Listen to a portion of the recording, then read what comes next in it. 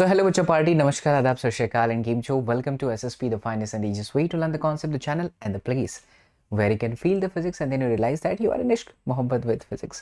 तो बच्चा लोग आज हम लोग कंप्लीट एनसीईआरटी का सॉल्यूशन देखेंगे. चैप्टर का नाम है एटम एंड चाहे आपका एग्जाम्पल हो, चाहे आपका एक्सरसाइज हो, चाहे आपका एडिशनल एक्सरसाइज हो, सारा का सारा क्वेश्चन आपको इसी वीडियो के अंदर मिलेगा.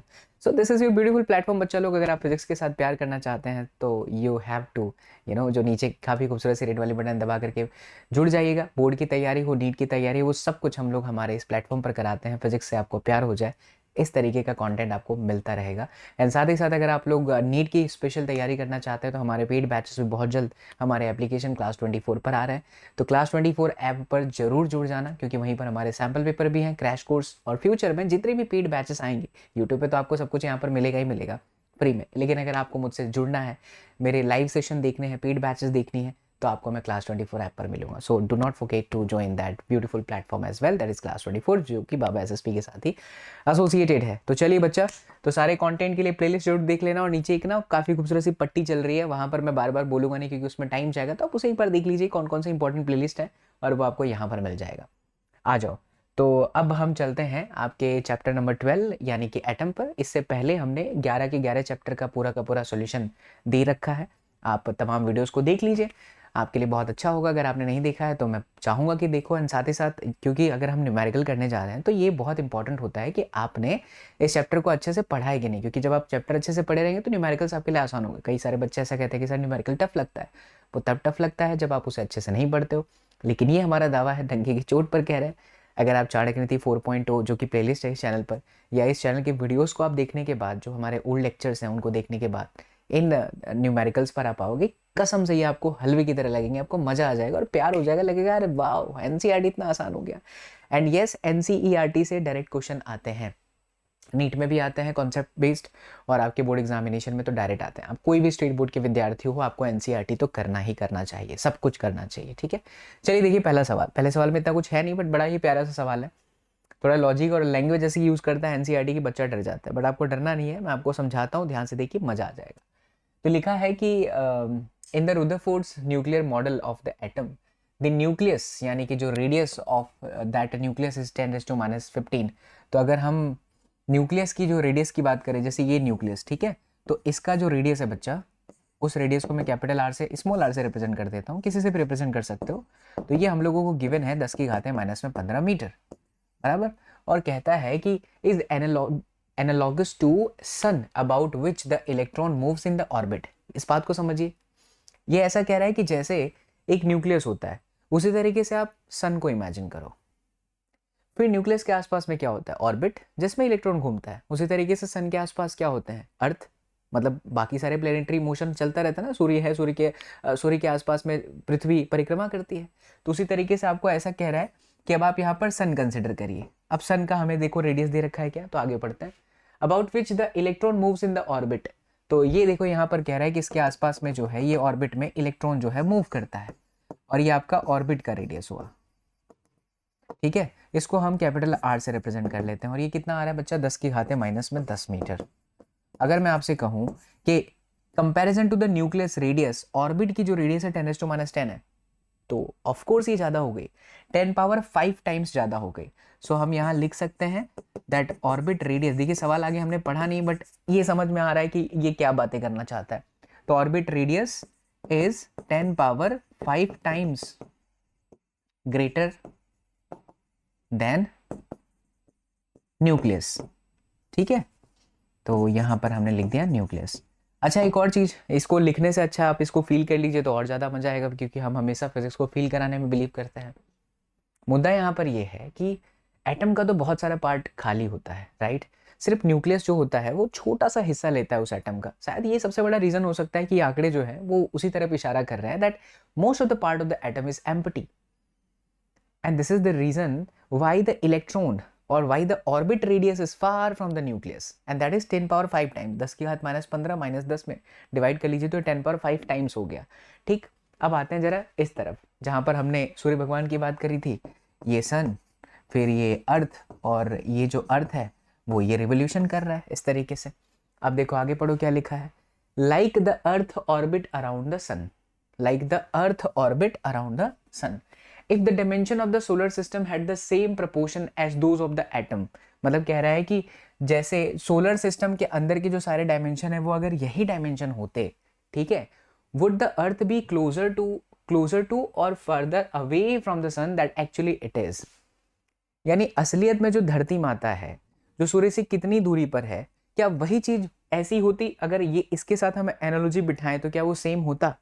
आइए जरा इसको और बढ़िया से समझते हैं। ये तो आपको समझ पड़ गया कि 10⁵ टाइम्स है। अब जरा देखो, the radius of the sun is actually 7 × 10⁻18, मतलब कि सन मतलब न्यूक्लियस की तरह। तो इसका जो रेडियस है वो है आपका 7 × 10⁸ मीटर, और ये जो है धरती माता का orbital radius capital R, orbital radius, तो ये देखिए ये है 1.5 × 10⁻11, ये एक्चुअल है। मतलब कि हमारी जो पृथ्वी है वो सूर्य से लगभग इतनी दूर है, 1.5 × 10⁻11 मीटर। बट अगर मैं इसकी एनालॉजी को इसके साथ सेट करूं, try to understand what I am saying, तो इसकी एनालॉजी को इसके साथ सेट करूं तो यहाँ पर ये है कि भैया इसका न्यूक्लियस का जितना साइज है उसके कंपैरिजन में रेडियस 10⁵ टाइम्स है। तो इस हिसाब से ये जो है इससे 10⁵ टाइम्स होना चाहिए। तो अगर ये हो जाएगा तो जो नया वाला होगा R न्यू, या फिर जो एनालॉजी आपने बिठाई उसके बेसिस पर देखा जाए कि ये जो है आपका स्मॉल r 7 × 10⁸ मीटर है, और ये जो है आपका 10⁵ टाइम्स होना चाहिए ज़्यादा, है ना। ये आपका एक्चुअल है, राइट। तो ये आपका हुआ बच्चा 7 × 10⁸ तो था ही ये, इसके कंपैरिजन में ये 10⁵ टाइम्स और होना चाहिए, तो 10⁵ टाइम्स कर दिया, तो ये आया ऑलमोस्ट 7 × 10⁻13 मीटर। अब आप देख सकते हैं कि अगर मैं सोलर सिस्टम को ऐसा समझता या इसकी सारी एनालॉजी को इसकी तरह से समझता, नहीं, सोलर सिस्टम को इसकी तरह नहीं समझना है, यहाँ की एनालॉजी को यहाँ फिट करना है। तो इस हिसाब से बच्चा लोग जो हमारा अर्थ है वो 10⁻13 मीटर होता, एक्चुअल में कितना है 10⁻11 मीटर। इसको भूल जाए क्योंकि इसके कंपैरिजन में बहुत बड़ा है 1.5 के कंपैरिजन में। So we will say the earth will be closer और earth will be farther from the sun. Yes, आपका आंसर है 100 गुना ज्यादा हो गया। देखिए यहाँ पर 11 है, यहाँ पर 13 है, तो कितना हो गया 10⁻2 यानी 100 टाइम्स। तो 100 टाइम्स दूर हो जाता अगर मैं इस न्यूक्लियस वाली एनालॉजी को यहाँ पर सेट करने जाता।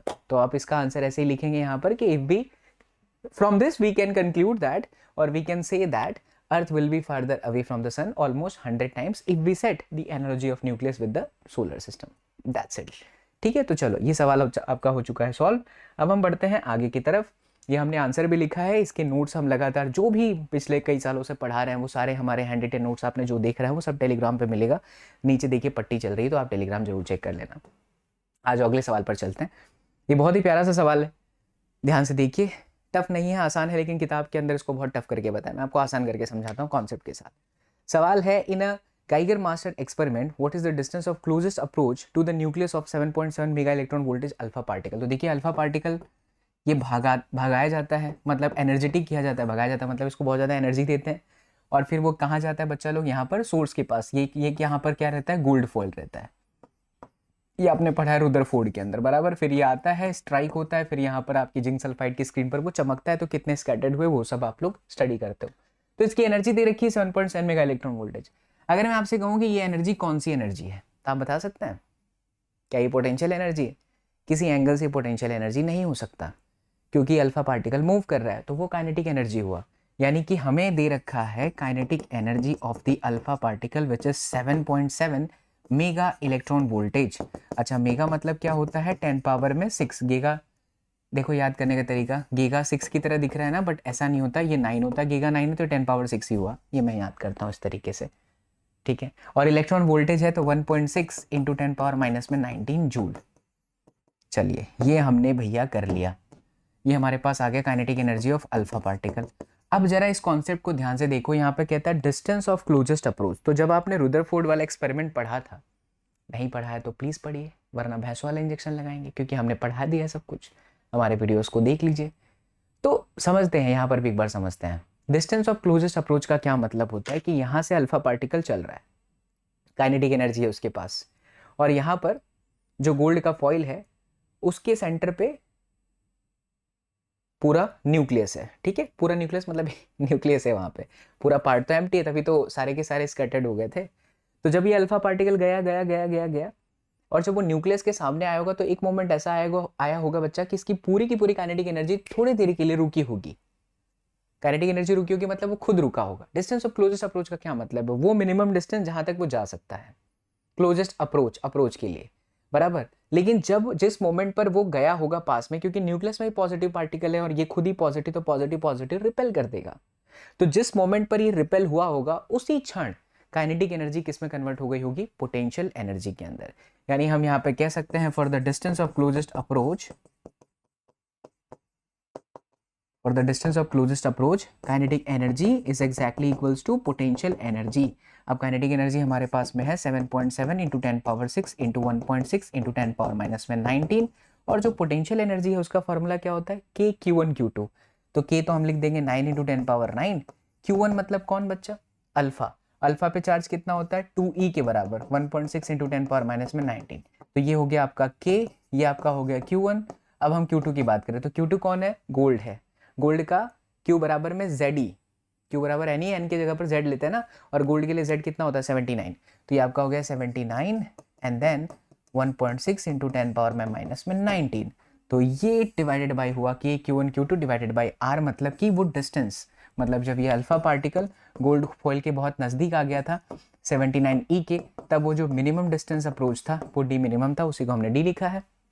अब आगे का काम आपको करना है, तो डी मिनिमम को आप सब्जेक्ट बना लीजिए, कैलकुलेट करिए, आपका आंसर आपके कदमों में हो। ठीक है, कितना सिंपल हो गया ये, दैट्स इट। आइए तो अब इसको देखते हैं सॉल्व करने पर क्या आता है। यहाँ पर पूरा सॉल्यूशन दिया गया है, ऑलमोस्ट ये आ रहा है 3.84 इंटू 10 पावर माइनस में 16। चलिए तो आगे बढ़ते हैं नंबर 3 पर। तो एग्जाम्पल में कुल मिलाकर के 6 है, फिर आगे के सवाल काफ़ी अच्छे हैं, इंटरेस्टिंग भी है, बहुत ईजी भी है और इंटरेस्टिंग भी है। तो नेक्स्ट क्वेश्चन है, it is found experimentally that 13.6 eV energy is required to separate a hydrogen atom into a proton and an electron, compute the orbital radius. तो बच्चा देखो एनर्जी यहां पर दे रखा है, the energy is given 13.6 eV, ठीक है, एनर्जी इज गिवन। तो अब वो बोल रहा है कि is required to separate the hydrogen atom into a proton and an electron, compute the orbital radius and the velocity of the electron in a hydrogen atom. तो हमको भैया रेडियस भी चाहिए और हमको वेलोसिटी भी चाहिए। तो अब आपको पता होना चाहिए कि एनर्जी का रिलेशन रेडियस के साथ जब आया था तो किस तरीके से आया था। तो अगर मैं एक फॉर्मूला देखूँ एनर्जी का, तो एनर्जी का एक इक्वेशन है माइनस में me4 अपॉन में 8 एप्सिलॉन नॉट का square n square h square, but जब हम इसमें r रख दिए थे ना तब आया था। उससे पहले का एक इक्वेशन सोचते हैं, आपको बताता हूँ, रुकिए।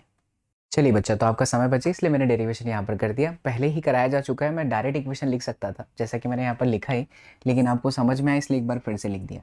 तो देखिए ये वाली जो आंसर है एनर्जी का minus me4 upon 8 epsilon not square n square and then h का स्क्वायर, फिर इसी में आप सारी वैल्यू प्लेस करते हो।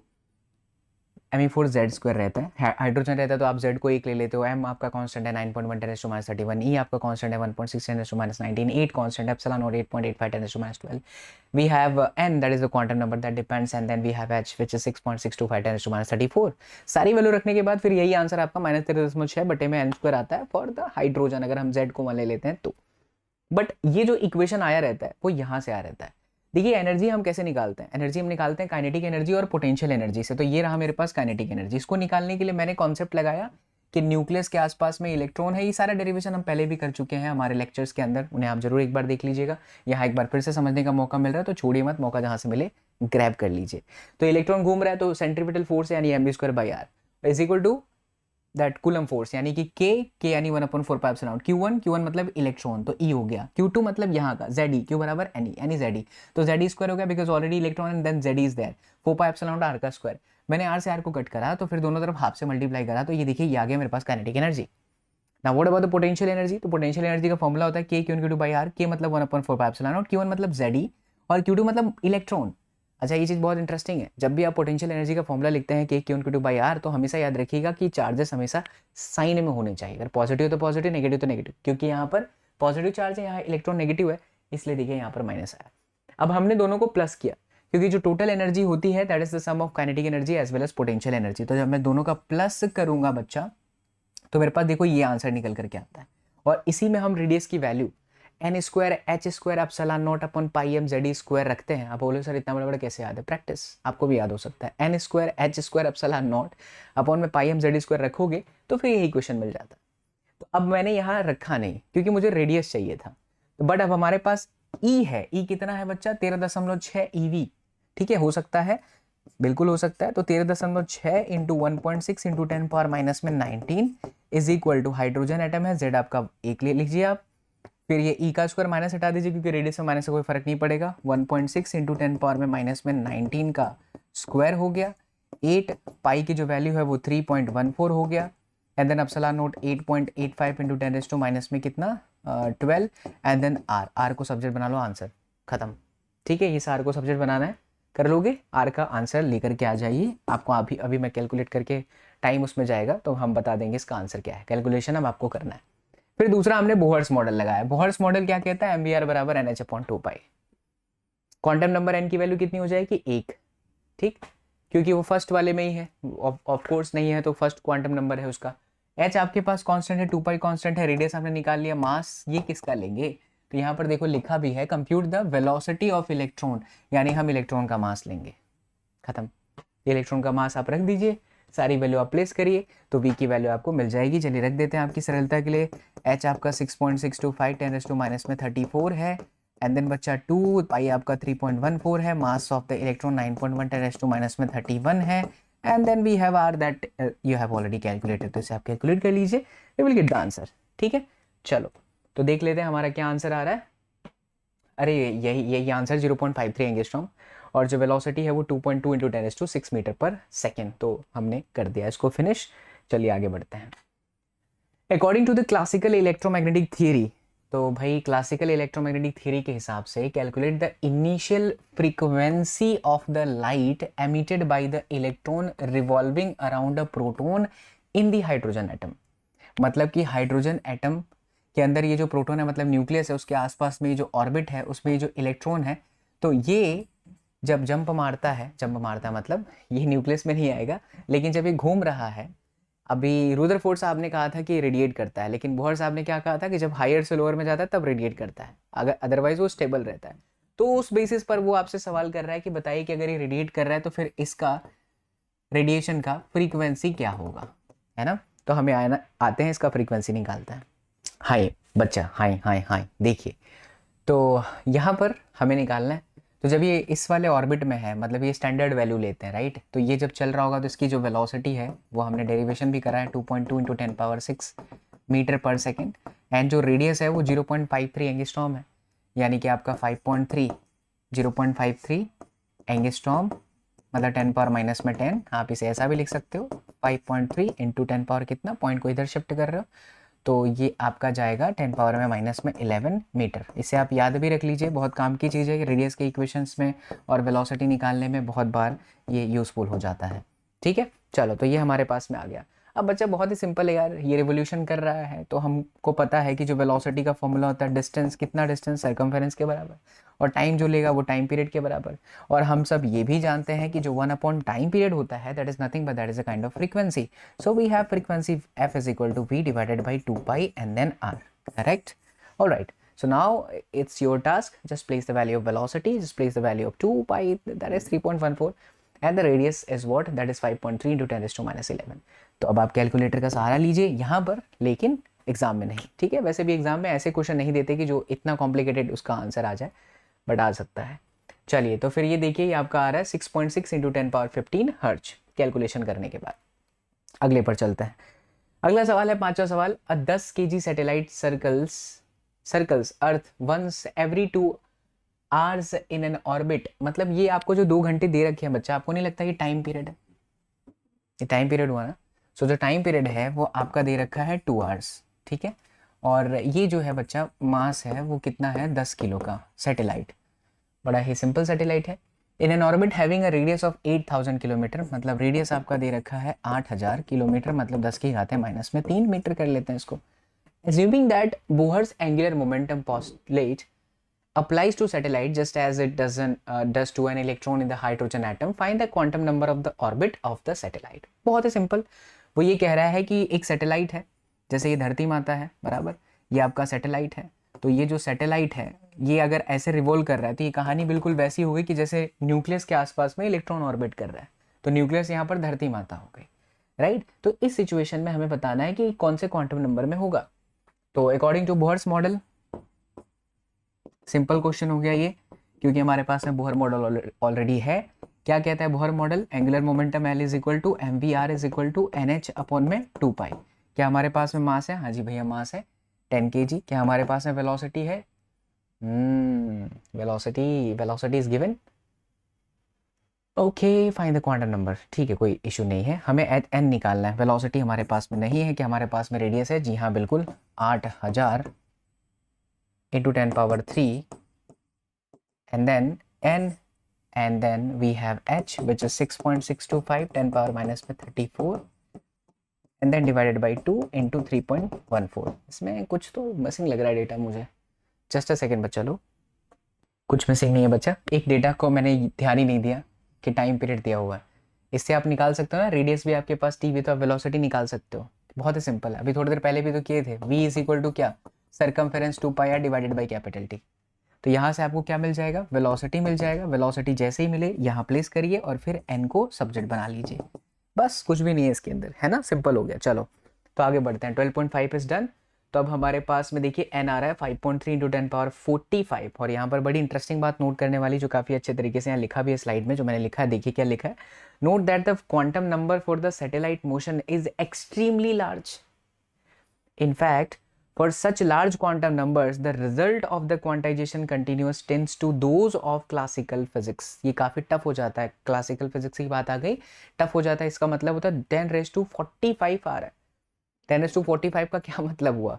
जैसे हम कहते हैं कि n बराबर 1, तो क्या कहते हैं, न्यूक्लियस के पास में n बराबर 1 मतलब पास में है, पर 10⁻45 मतलब कितना दूर है। इससे ही बात पता चलता है कि स्पेस जो हमारा यूनिवर्स है उसमें चीज़ें काफ़ी दूर दूर तक है, जो कि ह्यूमन के लिए उसको सोच पाना काफ़ी टफ होता है। तो वो आ जाता है सीधा सीधा क्लासिकल फिजिक्स के अंदर। तो बच्चा फिजिक्स अपने आप में ही ना, मतलब इतना है, समझ लीजिए कि हम जैसे इंसान जो भी पढ़ा रहा है, सबकी बात कर रहा हूँ, सभी लोग जैसे सुई में धागा डालने के जितना ज्ञान होता है ना, बस उतना ही ज्ञान इंसानों के पास है। इस यूनिवर्स को समझने के लिए बस भगवान का ही सहारा लेना पड़ सकता है। उतनी ही फिजिक्स आज की पृथ्वी पर जितने भी लोग हैं उतना जान पाए। समझ रहे हैं? अगर पूरा जीवन निकाल दें तो भी समझ नहीं पाएंगे। यूनिवर्स इतना बड़ा है और यूनिवर्स को समझने के लिए इतनी सारी थियरीज है। तो वही यहाँ पर कह रहा है क्लासिकल फिजिक्स के अंदर। मैं आपको दिखा देता हूँ, इसको हटा देते हैं। आई होप आपने पूरा पट्टा पढ़ लिया है। चलो ओके, तो आगे बढ़ जाते हैं नंबर 6 पर। Using the Rydberg formula calculate the wavelength of the first 4 spectral lines in the Lyman series of the hydrogen spectrum. तो बहुत ही सिंपल है बच्चा, इसका इक्वेशन 1/λ इज इक्वल टू क्या होता है, देखिए हमारे पास क्या इक्वेशन है, रिडबर्ग फॉर्मूला से using the Rydberg calculate the wavelength of the first 4 spectral Lyman. तो 1/λ क्या होता है? Lyman Balmer Paschen bracket Pfund से बलरामचंद्र की जय हो। So 1/λ is equal to R bracket 1 में n1 का स्क्वायर माइनस में 1 में n2 का स्क्वायर। खास करके ये जो n1 है लाइमन के अंदर, ये हमेशा 1 का स्क्वायर रहता है, और जो आपका n2 है, या फिर जिसे आप n भी कह सकते हैं, वो आपका 2 3 4 5 6 डैश डैश डैश हुआ। अगर मैं बोलूँ फर्स्ट लाइन, मतलब लाइमन सीरीज के अंदर फर्स्ट लाइन की वेवलेंथ आप बात करो, तो यहाँ पर मैं λ1 लिख रहा हूँ, ये कैपिटल R लिखना ही लिखना है। कैपिटल R की वैल्यू कितनी है? 1.09 इंटू 10 पावर में 7, that is Rydberg constant, and this is going to be 1/1 minus this 1/n2 is going to be बच्चा 2। ये फर्स्ट लाइन हुआ, ये सेकेंड लाइन हुआ, ये थर्ड लाइन हुआ, ये फोर्थ लाइन हुआ। कई सारे किताबों में, इन गुजरात बोर्ड में देखा गया है कि ऐसे बोलते हैं alpha line, beta line, gamma and delta. अब तो गुजरात बोर्ड में भी एनसीईआरटी हो गया, पहले हमने पढ़ाया हुआ तो हमें याद है। ये अल्फा बीटा गामा डेल्टा ऐसे सीक्वेंस में याद रखो। बोलेगा बीटा का वेवलेंथ बताओ तो पुट 3, गामा का बताओ तो पुट ये। यही सेम आपको प्रोसीजर बामर के लिए भी अप्लाई करना है। बस यहाँ 2 हो जाएगा, तो यहाँ शुरुआत किससे होगा? 3 4 5। तो फर्स्ट लाइन के लिए 3, सेकेंड लाइन के लिए 4, ऐसा। ठीक है, तो बस अब कुछ नहीं है। अब तो आप यहाँ पे 2 रख दोगे तो 2 का कितना हो गया? 4। अब आप इसको सॉल्व कर लीजिए, तो ये आपका λ1 हो गया। इसी तरीके से आपको λ2 में क्या ध्यान रखना है? 3 रखना है इस n2 की जगह पर। λ3 में क्या रखना है? 4 रखना है। λ4th लाइन के लिए क्या रखना है? 5 रखना है। कर सकते हो ना, कैलकुलेशन आपके जिम्मे पर मैं छोड़ रहा हूँ। हालांकि ये स्लाइड आप डाउनलोड करेंगे हमारे टेलीग्राम से, तो यहाँ पर ऑलरेडी पूरा आंसर कैलकुलेट करके रखा हुआ है, तो अब आप उसको कर लीजिए। चलो कॉन्सेप्ट हमारे क्लियर हो गए, और यहाँ पर अब हम समाप्त करते हैं हमारे एग्जाम्पल को। अब एंट्री मारते हैं बच्चा लोग एक्सरसाइज को। I hope that you people are enjoying. जो बच्चे रिकॉर्डिंग देख रहे हैं उनसे रिक्वेस्ट है कि अपने प्यारे प्यारे से कमेंट भी कर दो यार। कमेंट करते हो तो अच्छा लगता है, हिम्मत मिलती है। इसी तरीके के और कंटेंट पर दम लगाते रहेंगे आपके लिए।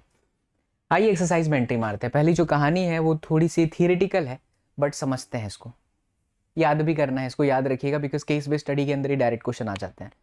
तो देखो पहला क्या बोलता है, choose the correct alternative from the clues given at the end of the each statement. हर एक स्टेटमेंट के लास्ट में क्लू दिया हुआ है, आपको वहां से पकड़ना है। तो यहाँ पर पहला जो सवाल है वो ये कहता है the size of the atom in Thomson model. तो पहले पिक्चर क्लियर होना चाहिए कि थॉमसन मॉडल क्या था।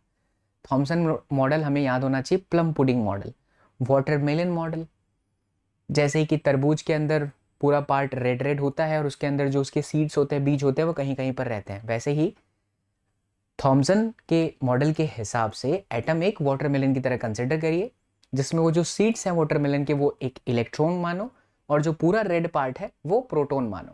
तो थॉमसन मॉडल के हिसाब से तरबूज जिस तरीके से रेड पार्ट सब जगह पर होता है और इलेक्ट्रॉन कहीं कहीं पर फंसे होते हैं, बीज कहीं कहीं पर फंसे होते हैं, वो थॉमसन मॉडल हुआ। तो कहता है भैया कि the size of the atom in the Thompson model is dash dash dash the atomic size in the Rutherford model. तो क्या थॉमसन मॉडल के अंदर जो एटम की साइज मानी गई वो रुदरफोर्ड के मॉडल से मानी गई, मतलब उतनी ही साइज मानी गई। तो भैया पहली बात तो इन दोनों ही मॉडल में साइज की कहीं बात ही नहीं करी गई। इन्होंने बोला इसको भी तरबूज मानो, रुदरफोर्ड ने कहा कि ठीक है भाई मैं ऐसा मानता हूँ, बस रुदरफोर्ड के हिसाब से सारा का सारा प्रोटॉन सेंटर पे कॉन्सेंट्रेटेड है और जो इलेक्ट्रॉन है वो घूम रहा है। इनके हिसाब से प्रोटॉन हर जगह पर रेड पार्ट में फैला हुआ है, बस कहीं कहीं पर जो है इलेक्ट्रॉन फंसे हुए हैं। तो साइज की तो दोनों ने कहीं कोई बात ही नहीं की थी, इसीलिए हम ऐसा बोलेंगे कि दोनों का size about same, no different, much less, much greater, no different from. तो यानी आंसर इसका आएगा no different from, because model के अंदर ये बात ही नहीं करा गया है, मॉडल थियरी जो कि गलत है वही पढ़ रहा है। तो अब दूसरे नंबर पर चलते हैं। सवाल हो गया पहला, in the ground state of dash electrons are in the stable equilibrium while in dash electron always experience a net force. तो बच्चा बहुत ही सिंपल है, थॉमसन मॉडल के अंदर तो फंसे हुए हैं ना, तो वो सब स्टेबल ही है, लेकिन जो हमारा रुदरफोर्ड है वो यहाँ आ जाएगा, यहाँ रुदरफोर्ड आएगा और यहाँ पर आपका क्या आ जाएगा, थॉमसन आ जाएगा। उसके अंदर इलेक्ट्रॉन देखिए स्टेबल है और वहाँ पर जो इलेक्ट्रॉन है उसके ऊपर फोर्स लग रहा है, कौन सा, हमारा Coulombian force which is K(Q)(Q2) divided by R का स्क्वायर। ओके, तीसरे पर आते हैं। A classical atom based on dash dash dash is doomed to collapse. किसके अंदर, classical atoms based on doom to collapse, यानी कि किसके अंदर, किस मॉडल के अंदर चांसेस है कि इलेक्ट्रॉन कोलैप्स कर जाए। रुदरफोर्ड के अंदर पढ़ा भी आपने कि जो इलेक्ट्रॉन है लगातार अपनी एनर्जी को रिलीज कर रहा है। तो अगर लगातार एनर्जी को रिलीज कर रहा है तो एक चांस ये भी हो सकता है कि धीरे धीरे ये ऐसे स्पाइरल होते होते होते होते न्यूक्लियस के अंदर घुस जाएगा। अगर ऐसा हो जाएगा तो न्यूक्लियस के अंदर इलेक्ट्रॉन चलेगा, इसका मतलब प्लस माइनस न्यूट्रलाइज हो गया, प्लस माइनस न्यूट्रलाइज हो गया, तो न्यूक्लियस ही नहीं है तो एटम नहीं है, तो एटम नहीं है तो ये ब्रह्मांड नहीं है, ना मैं हूं ना आप हो। लेकिन ऐसा नहीं है, हम और आप सब हैं। इसका मतलब रुदरफोर्ड की कमी थी कि उन्होंने कहा था एनर्जी छोड़ रहा है, उसी को सही किया था किसने, बोहर साहब ने। बोहर साहब ने बोला कि भैया इलेक्ट्रॉन स्टेबल रहता है, जब ट्रांजिशन मारता है तब एनर्जी को रिलीज करता है। यानी आंसर आ जाएगा किसका, रुदरफोर्ड। ठीक है, ओके, नंबर 4 में चलते हैं। N atom has a nearly continuous mass distribution in a but has a highly non uniform mass distribution इन। ये मैं आप पे छोड़ता हूँ क्योंकि मैंने तीनों में बता दिया पहले ही, तो इसका आंसर आप दे दीजिए कमेंट करके। ठीक है, चलिए पांचवे का देखते हैं। The positively charged part of the atom possess most of the mass in Rutherford model. ये भी मुझे देना नहीं चाहिए था बट दे दिया मैंने। ठीक है, चलिए तो ये हो गया। ओके,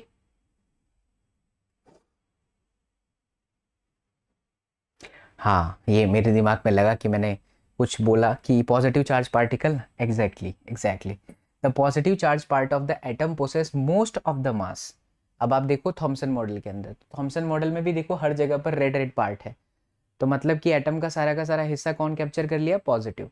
और रुदरफोर्ड में भी देखिए तो एटम का पूरा खाली ही हिस्सा है, खाली कुछ भरा हुआ है, और जो भरा हुआ है वो आपका क्या कहलाता है, न्यूक्लियस कहलाता है। इसलिए गलती हो गई, यहाँ पर आएगा बोथ द मॉडल्स। ठीक है, चलो बच्चा, तो चलो अभी डी का भी आंसर आप देख ही लो। An atom has a nearly continuous mass distribution in Thomson model but has a highly non uniform mass distribution in the Rutherford model. ठीक है, समझ में आ गया, ये तो पता ही चल रहा है कि एटम का जो पूरा का पूरा मास डिस्ट्रीब्यूशन है थॉमसन मॉडल के अंदर है, लेकिन कहीं कहीं पर नॉन यूनिफॉर्म है, किसमें, रुदरफोर्ड के अंदर, क्योंकि रुदरफोर्ड के अंदर वो न्यूक्लियस ही हिस्सा है जहां पर ही मास का डिस्ट्रीब्यूशन है। हम कहते हैं कि सारा का सारा जो मास है कॉन्सेंट्रेटेड है इन द न्यूक्लियस। चलो तो ये आपका हो चुका है बच्चा लोग सॉल्व। आगे बढ़ते हैं। Suppose you are given a chance to repeat the alpha particle scattering experiment using a thin sheet of solid hydrogen in place of the gold foil ठीक है, मतलब वो ये कह रहा है कि हमने जो रुदरफोर्ड के एक्सपेरिमेंट में गोल्ड फॉइल लगाया था, इस गोल्ड फॉइल की जगह पर आपको ऐसा मौका दिया जा रहा है कि आप एक्सपेरिमेंट करो और यहाँ पर हाइड्रोजन ले लो, तो क्या होगा? ये अल्फा पार्टिकल तो आपके थे ही, अब आप यहाँ पर हाइड्रोजन लीजिए, तब क्या होगा, ऐसा आपसे सवाल पूछा जा रहा है। तो बताइए क्या होगा, what do you expect? Experiment होगा क्या? जरा सोचते हैं। एक्सपेरिमेंट का मेन पर्पस क्या था? एक्सपेरिमेंट का मेन पर्पस था एटम के बारे में जानकारी प्राप्त करना। वो तभी होगा जब यहाँ से छोड़े गए अल्फा पार्टिकल उसके अंदर घुस जाएं। अगर यहाँ से छोड़े गए पार्टिकल एनर्जेटिक है तो इसके अंदर घुसेंगे, लेकिन अगर ये एनर्जेटिक है तो it must be highly energetic, या इट मस्ट बी थिक, और it must be highly enough to overcome this power और to overcome the energy of this alpha particle. भाई अगर यहाँ ट्रक है, यहाँ कार है, कार ट्रक को टक्कर मारेगी तो ट्रक का कुछ नहीं होगा, कार पंचर हो जाएगा। बात समझे ऋषभ साहब? सॉरी बेचारे ऋषभ साहब, जल्दी ठीक हो जाए। बट अगर मैं कहता हूँ यहाँ से आ रहा है कार और यहाँ बेचारा साइकिल वाला, तो ये इसको ठोक देगा तो ये डबल स्पीड से भाग जाएगा, तो ये तो इसके अंदर आया ही नहीं ना। आप बात को समझे? हाइड्रोजन इज लेसर, हाइड्रोजन का जो मास है, hydrogen mass is lesser than this alpha particle. Alpha particle heavy होता है, लेकिन पहले गोल्ड फॉइल था, वो हैवी था, तो वो क्या करता है, इसको टकराने देता है और फिर निकालने देता है, बोलता है भाई जावे तो बहुत हल्का है। लेकिन हाइड्रोजन तो बहुत ही हल्का, ये हल्का है हाइड्रोजन उसके केस में, गोल्ड फॉइल के केस में, लेकिन ये हैवी है किसके केस में? हाइड्रोजन के केस में। तो जब ये आएगा, इसको टक्कर मारेगा, ये आगे बढ़ जाएगा डबल स्पीड से। ये आपने पढ़ा है इलास्टिक कोलिजन के अंदर। तो जब ये स्पीड से आगे जाएगा तो एक्सपेरिमेंट ही नहीं होगा। बस इतना ही आपको आंसर लिखना है। तो you have to write like this कि comparison to gold foil, this hydrogen sheet will be lighter for this alpha particle. Because of that, when they collide each other, then the velocity becomes more of this hydrogen atom. That's why there will be no experiment. होगा ही नहीं। चलिए, तो यहाँ पर हमने लिख भी दिया है, इसे आप अच्छे से रीड कर लेना हमारे स्लाइड के अंदर। आ जाओ आगे बढ़ते हैं। नंबर 3 की ओर चलते हैं बच्चा लोग। What is the shortest wavelength present in the Paschen series of spectral line? बहुत ही सिंपल अब क्वेश्चन आपके सामने आएंगे, ध्यान दीजिएगा। What is the shortest wavelength? तो बच्चा पास्चन सीरीज है, तो अब आपको फॉर्मूला याद है, 1/λ is equal to R. Lyman Balmer Paschen 3 आया तो 3 का स्क्वायर माइनस में 1/n का स्क्वायर।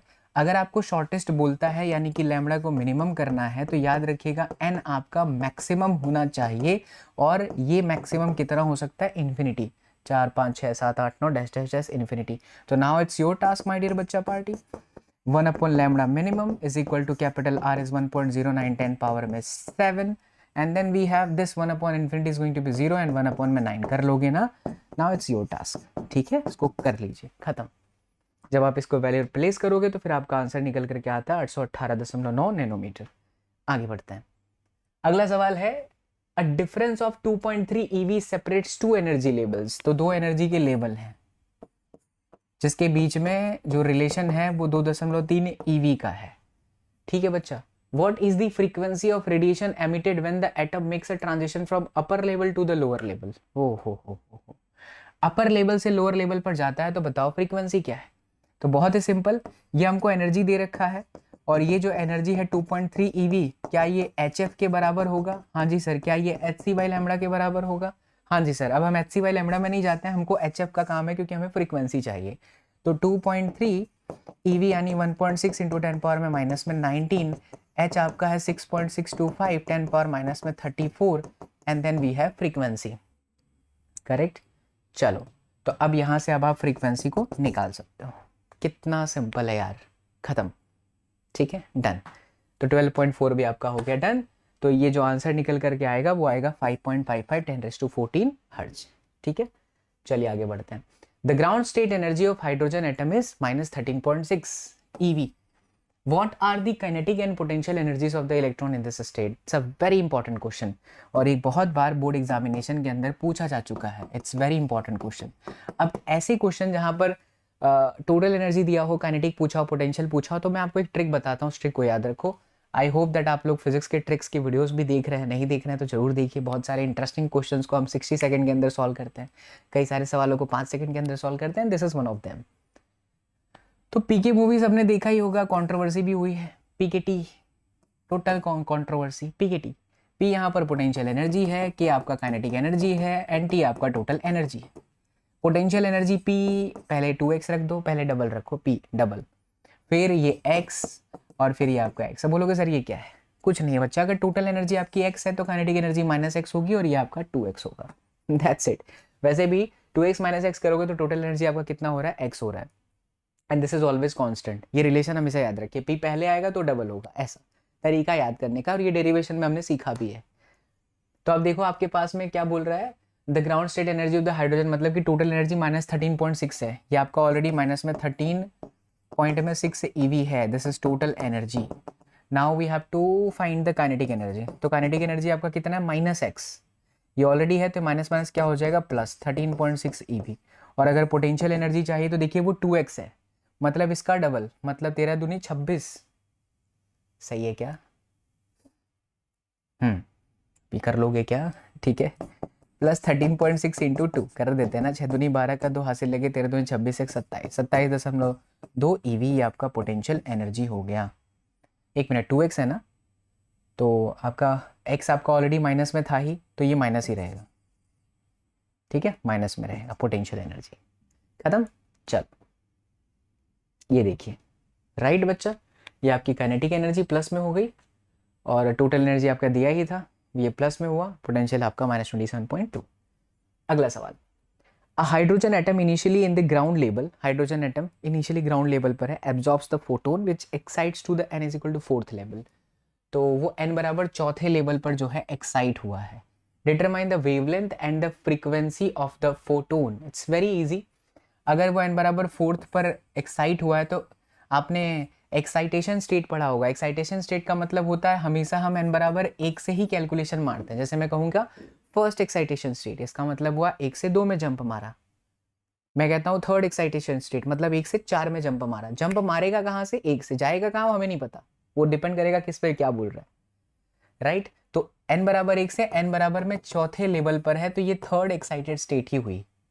अब ऐसे सिचुएशन में उसको एनर्जी चाहिए होती है, और वो एनर्जी का फॉर्मूला पहले हम वेवलेंथ निकाल लेते हैं। सो 1 एनर्जी चाहिए, क्या चाहिए? वेवलेंथ चाहिए। तो बहुत ही सिंपल, 1/λ = r 1/1 का स्क्वायर। जो छोटा हो क्वांटम नंबर वो यहाँ लिखो, फिर माइनस में ये आपका हो गया 4 का square. So 1/λ = 1.09 × 10⁻⁷ and then we have 1/1 - 1/16। तो चलिए बच्चा, ये 1.09 10⁻⁷ इंटू 16 में से 1 गया तो 15/16। बट ध्यान रहे 1/λ नहीं, आपको लैम्डा चाहिए। तो 16 डिवाइडेड बाई 1.09 इंटू 10⁻⁷ इंटू 15। इसको सॉल्व करिए, ये will get your wavelength. That's it. अच्छा, वेवलेंथ से अगर आपको फ्रीक्वेंसी जाना हो तो F = c/λ, एनर्जी पे जाना हो तो E = hc/λ। खत्म। ओके बच्चा, इन्होंने बहुत लंबा मेथड लिया है, आप करके देखिए सेम आंसर आएगा। ठीक है, आप जब भी आपको ऐसे एनर्जी दिया हो या लेवल पता हो ना, सीधा सीधा आप ये इक्वेशन लगा दो, सीधा सीधा। और ये बोहर मॉडल से ही आया हुआ है। ठीक है, 1/λ, जिसमें लाइमन बामर पार्शियल ब्रैकेट फंड आप करते हो। चलिए तो आगे बढ़ जाते हैं, आगे बढ़ते हैं, 7वें सवाल की तरफ आते हैं। Using the Bohr's model calculate the speed of electron in the hydrogen atom in the n = 1, 2 and 3 levels. Wow. Calculate the orbital period in each of these levels. अच्छा, ऑर्बिटल पीरियड भी चाहिए और क्या चाहिए भैया? स्पीड चाहिए, speed. ठीक है, ओके, ठीक है। तो जरा समझते हैं बढ़िया से कॉन्सेप्ट को। तो देख बच्चा, ध्यान से देख, सबसे पहले हम ये पार्ट को सॉल्व करते हैं। हालांकि ये हमने डेरिवेशन करा हुआ है, लेकिन एक बार आपको थोड़ा फील करवाता हूँ वापस। तो हमें चाहिए स्पीड बराबर कौन से का? 1, 2, 3 का, ये और ये बोहर मॉडल का हमें यूज़ करना है। तो आइए, जब बोहर मॉडल कह रहा है तो हम सबसे पहले बोहर मॉडल का कोई देख लेते हैं ना। तो बोहर मॉडल क्या है? L = mvr = nh/2π, correct. यानी यहाँ से अगर मैं स्पीड को देखूँ तो ये हुआ nh/2π and then m and then r। पक्की बात है? ठीक है सर, ओके। सो जो v आएगा बच्चा वो आपका हुआ nh/2πm। डायरेक्ट लिख सकता हूँ, लेकिन डायरेक्ट नहीं लिख रहा हूँ, आपको पूरा फील करवाता हूँ। r की जगह पर आएगा n² h² ε0 अपॉन में पाई m z e का स्क्वायर, राइट। ठीक है, अब जरा ध्यान से देखिए, तो क्या मेरे पास में ये n से ये कट जाएगा? हाँ सर, कट जाएगा। पाई से पाई कट जाएगा? हाँ सर, कट जाएगा। H से ये भी कट गया, कट गया। अब बचा क्या है, 2 बचा है, m बचा है which is constant, h constant, epsilon not constant, mass किसका मास, तो इलेक्ट्रॉन का mass constant, z hydrogen atom यानी 1 and then E is also constant. ये सारी वैल्यू कांस्टेंट है। अगर ये सारी वैल्यू कांस्टेंट है, जब आप ये रख दोगे ना तो ये आता है 2.2 इंटू 10⁻6 डिवाइडेड बाई n, क्योंकि n हमारे पास नहीं है। तो जो सबसे पहला वाला ऑर्बिट के में अंदर चलने वाले इलेक्ट्रॉन की वेलोसिटी होती है वो उतनी आती है 2.2 इंटू 10⁻6, बिकॉज आप n कितना रख देते हो, 1 रख देते हो, तो अब खत्म हो गया। अब n बराबर 1 रखोगे तो v1 आ जाएगा, ऐसे n बराबर 2 रखोगे v2 आएगा, ऐसे रखोगे तो खत्म हो गया। चलिए अच्छा इसका बी पार्ट देखते हैं। तो बी पार्ट के लिए v is equal to 2πr divided by capital T कर लें, आसान रहेगा ना। तो कैपिटल T को सब्जेक्ट बनाते हैं, वही हमें चाहिए, तो 2πr डिवाइडेड बाई v। अब बच्चा ध्यान से देखो, तो r का जो फॉर्मूला होता है वो आपका होता है n square h square epsilon naught upon में पाई m z का स्क्वायर। ठीक है, z आपका हाइड्रोजन एटम इसलिए 1 हो गया। जब हम ये सारी वैल्यू को रख देते हैं ना तो यही आता है 0.53 10 पावर माइनस में 10 एंड देन n का स्क्वायर। तो मैं क्यों ना डायरेक्ट r यही रख दूं, ठीक है। तो 2 इंटू 3.14 इंटू आर हो गया मेरा 0.53 इंटू 10 पावर में माइनस में 10 and then we have n square divided by v। ध्यान दीजिए v में हम क्या लिखेंगे, v ये रहा 2.2 इंटू 10 पावर 6 अपॉन का n ऊपर आ जाएगा, तो ये n का क्यूब हो गया। अब आपको क्या करना है, इसको सॉल्व कर लेना है। ये आपका हो जाएगा T1 इज इक्वल टू जो कांस्टेंट है इंटू n का क्यूब। पहले n बराबर 1 रखोगे T1 तो फिर आपका सीधा सीधा जो कांस्टेंट है वही आएगा। फिर n बराबर 2 रखोगे तो फिर आ जाएगा आंसर, n बराबर 3 रखोगे तो आ जाएगा आंसर। अब आप वेलोसिटी और ये रेडियस तो याद ही रखो, 2.2 10⁻6 मीटर पर सेकेंड एंड 0.53 एंगस्ट्रॉम, ये फर्स्ट ऑर्बिट के लिए रहता है, फर्स्ट क्वांटम नंबर के लिए रहता है। फिर उसके हिसाब से वैल्यू चेंज होती जाए। अब अगर आपसे फ्रीक्वेंसी पूछ ले तो यार कुछ नहीं, T is equal to 1/f, जो टाइम पीरियड है उसका उल्टा फ्रीक्वेंसी हो जाएगा। आई बात समझ में, ठीक है सर, क्लियर हो गया। चलो तो फिर ये देख लीजिए बच्चा, तो यार आपका 2.2 मैंने लिखा है इंटू 10 पावर 6 सही है, और V2 फिर ऐसे डिवाइड बाई करते जाओ। इन्होंने काफ़ी बड़ा मेथड कर लिया, बट जो मैंने आपको बताया उससे आप करोगे तो सॉल्व हो जाएगा। ये आपके एनसीईआरटी के एक्सरसाइज का जो सॉल्यूशन होता है वहीं से हमने लिया हुआ है, ठीक है। T1 बिल्कुल इसी तरीके का कॉन्सेप्ट हमने यूज़ करा, बट ये काफ़ी लंबा लेकर के गए, बट आप आंसर मैच करोगे सब सेम आएगा। T1 जो आ रहा है आपका इतना आ रहा है, मैच कर लेना आंसर, सब कुछ सेम आएगा। ओके आगे बढ़ते हैं बच्चा, इसमें टाइम नहीं लेते हैं।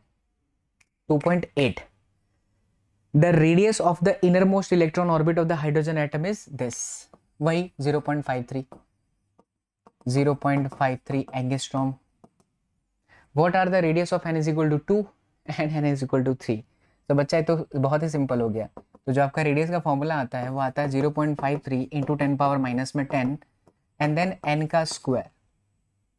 अगर मुझे चाहिए n बराबर 2 के लिए तो R2 इज इक्वल टू क्या हो जाएगा, 0.53 10 पावर माइनस में 10, क्वांटम नंबर कितना बोल रहा है, क्वांटम नंबर कह रहा है n बराबर 2 यानी कि 4। सॉल्व किया आपका आंसर। फिर R3 चाहिए तो 0.53 इंटू 10 पावर माइनस में 10 इंटू 9, सॉल्व किया आंसर, खूब अच्छा, दैट्स इट, ठीक है। चलो तो ये क्वेश्चन भी होता है हमारा सॉल्व। ये देखिए आंसर आ रहा है, बिल्कुल बहुत ही सिंपल है। अगले सवाल पर चलते हैं, है ना आसान, मज़ेदार लग रहा है ना बच्चा लोग। हाँ सर फिजिक्स के साथ तो प्यार हो जा रहा है, अपने वाले को भूल जाओगे भाई साहब। प्यार मोहब्बत सब धोखा है बच्चा, पढ़ लो, यही मौका है बच्चा, तो इन सब के चक्करों में ना पड़े, ठीक है। अपने आप पर काम करें, डिजिटलाइजेशन होता जा रहा है धीरे धीरे, कंपटीशन में ना भागें हर जगह पर। जो आपको दिल से अच्छा लगता है बच्चा वो करो, नहीं होता है नीट मत करो, नहीं होता है आईटी मत करो, अच्छा लगता है ग्राफिक डिज़ाइनिंग वो सीख लो, अच्छा पैसा कमाओगे। कंपैरिजन किसी के साथ मत करो, 4 पैसे आपके पास कम हो, स्वाभिमान के साथ ज़िंदगी जिए, कंपैरिजन मत करिए, दैट्स इट, ठीक है। चलो तो 12.9 पर आते हैं। 12.5 electron voltage electron beam is use to, ज्ञान भी दे दिया मैंने थोड़ा सा। तो 12.5 eV electron beam is use to bombard gases hydrogen at a room temperature, what series of wavelength will be emitted. कमाल करते हो बच्चा, ये तो बहुत सालों से, नहीं इतने भी पुराने नहीं हो गए हम, सालों से मतलब अभी भी आपको बताना शुरू किए। तो 12.5 EV जो आपकी एनर्जी है 12.5 EV, अगर एनर्जी आपकी EV में रहती है तो हम कहते हैं HC बाई लैम्डा और ये एच सी बाई लैमडा सब कुछ कांस्टेंट रखने के बाद में 12,300 डिवाइडेड बाई लैमडा एंगस्ट्रॉम में आपका आता है। एच कांस्टेंट, सी कांस्टेंट सब रखने पर, ये से याद कर लीजिए, हर जगह पर काम आता है। तो लैमडा आपका डायरेक्टली एंगस्ट्रॉम में आएगा 12,300, और एनर्जी आपका ईवी में ही रहना चाहिए, तो 12.5। इसको भागे कर लीजिए, वेवलेंथ आ गया। बस इतना ही करना है, दैट्स इट, फाइनल आंसर यही है। तो ये देखिए आपका जो आंसर निकल करके आएगा। बहुत बड़ा कर रहे हैं ये लोग, आई डोंट नो व्हाई। हमारे पास इतना सिंपल मेथड है, उससे आप करिए, डायरेक्ट आंसर आता है। ठीक है, चलो, तो ये आ रहा है। तो 6.33 आपका एंगस्ट्रॉम में आएगा, 10⁻⁹ में है, इसको एंगस्ट्रॉम में बदलिए, उतना ही आंसर आ जाता है, 65.63 एंगस्ट्रॉम। 10वें सवाल पर आते हैं बच्चा लोग। In accordance with the Bohr's model, find the quantum number that characterize the Earth revolution around the Sun in the orbit of radius। यानी कि जैसे न्यूक्लियस है वैसे आप किसको मानिए, सन को मानिए, फिर ये आपका अर्थ जो है इस रेडियस में घूम रहा है, वो आपको दे रखा है, कितना है, दैट इज 1.5 10⁻11 मीटर। और जो हमारा स्पीड है, वेलोसिटी है वो अर्थ की, वो भी दे रखा है 3 × 10⁴ मीटर पर सेकेंड। पूछा क्या है बच्चा, क्वांटम नंबर। तो बहुत ही सिंपल हो गया, यानी कि हम बोहर मॉडल अगर यहाँ पर अप्लाई कर दें तो ये हुआ mvr is equal to NH upon में 2π। करेक्ट, ठीक है सर, एकदम बढ़िया। तो अपने को चाहिए n, यानी n बराबर में mvr 2π अपॉन में h। क्या m आपके पास में है, मास ऑफ द अर्थ, बिल्कुल है, 6 × 10⁻24। क्या वेलोसिटी है, जी हाँ बिल्कुल है वेलोसिटी, 3 × 10 पावर कितनी है बच्चा, 4 मीटर पर सेकेंड। क्या हमारे पास में r है, जी हाँ बिल्कुल है, that is 1.5 × 10⁻11। Okay, no problem. इसके बाद देखिए क्या 2π है हमारे पास में, नहीं, पाई थोड़ी ना होता है पगले, होता तो है 3.14। And h that is 6.625 10⁻34।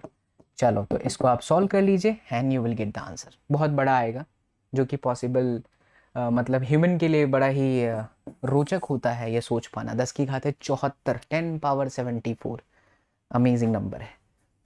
तो इस तरीके से हमारा एक्सरसाइज का क्वेश्चन होता है यहाँ पर समाप्त, है ना। मज़ा आया होगा आप लोगों को बच्चा, आई होप बेस्ट तरीके से आपको सारी चीज़ें एक्सप्लेन की जा रही हैं, एंड वन शॉर्ट वीडियो के अंदर ही है, एक ही बार के अंदर सारा का सारा एनसीईआरटी सॉल्यूशन। अब आ जाते हैं हम लोग एडिशनल एक्सरसाइज पर, एंड यहाँ पर कुछ अच्छे खासे क्वेश्चन आएंगे, तो आइए करते हैं इसको भी, एडिशनल एक्सरसाइज को भी। पहले कुछ सवाल ये हर चैप्टर के अंदर है यार, ऐसे तो चैप्टर नंबर 5 के अंदर इतना बड़ा बड़ा सवाल था, कुछ था नहीं। ये एक्चुअली क्या है ना, मॉडल्स के बारे में आप देख रहे हो, थॉमसन मॉडल गलत हुआ, रुदरफोर्ड है, अब गलती हुआ तो काहे पढ़ा रहे हैं यार। अंग्रेजों ने जो कर दिया ना, वही भारत की संस्कृति के अंदर भी उसको भी ऐड कर देना, बहुत ही गलत है। इससे अच्छा भास्कराचार्य का मॉडल समझाना चाहिए था, जिन्होंने न्यूटन साहब से बहुत पहले ही गुरुत्वाकर्षण की खोज कर दी थी। बट कोई नहीं, आइए समझते हैं। समझना कुछ नहीं है इसके अंदर, आंसर याद ही रखना और कुछ नहीं है।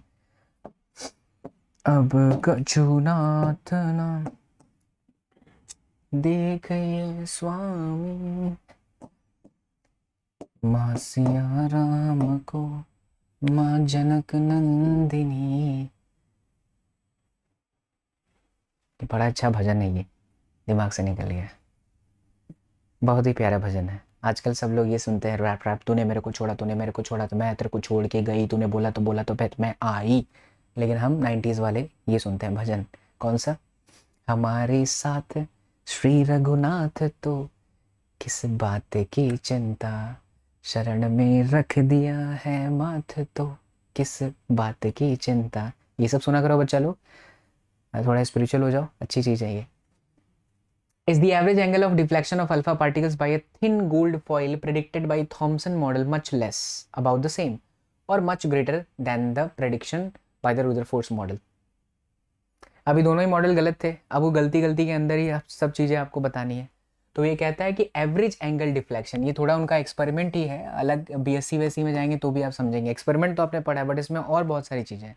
तो ये कह रहे हैं कि थॉमसन मॉडल के अंदर जो डिफ्लेक्शन हुआ अल्फा पार्टिकल का, और जो रुदरफोर्ड में हुआ, वो दोनों का एवरेज लेने पर सेम आया, एक्सपेरिमेंटली सेम ही था। इसको आपको याद रखना है, सेम रहता है। अब ऐसा होने के पीछे का रीज़न एक्सपेरिमेंट जो कर रहे थे रुदरफोर्ड साहब उस समय वो जाने। हालांकि ऐसे आप सोचो, आपका भी जवाब मुझे अपनी राय देना कमेंट सेक्शन के अंदर, कि यहाँ पर अगर हम थॉमसन मॉडल का विचार करें तो थॉमसन मॉडल के अंदर तो सारी जगह पर plus plus plus plus plus फैले हुए हैं, जस्ट लाइक अ वाटरमेलन, रेड वाला पार्ट, और इलेक्ट्रॉन कहीं कहीं पर सीड्स के थ्रू फंसे हुए हैं। तो यार जब यहाँ से अल्फा पार्टिकल आया तो इतने सारे प्लस प्लस प्लस हैं, राइट। हाँ, तो गोल्ड फॉइल के अंदर अगर इतने सारे प्लस प्लस प्लस प्लस हर जगह पर फंसे हुए हैं तो ये डिफ्लेक्शन इसका तो कैसा होना चाहिए, ज़्यादा होना चाहिए कि कम होना चाहिए? कम होना चाहिए ना, क्योंकि हर जगह पर प्लस है तो डिफ्लेक्शन कैसे होगा, तो बहुत ही कम। लेकिन वहीं रुदरफोर्ड के केस में डिफ्लेक्शन ज़्यादा कैसे होना चाहिए, डिफ्लेक्शन बहुत ही कम होना चाहिए। दोनों जगह पर कम कम ही है, दोनों जगह पर कम ही हुआ ना, क्योंकि रुदरफोर्ड के अंदर तो पूरा स्पेस ही खाली है, सिर्फ बहुत कम चांस है कि एक जगह पर वो रिबाउंड हो, डिफ्लेक्ट हो, और वो कौन सी चीज़ है, न्यूक्लियस है।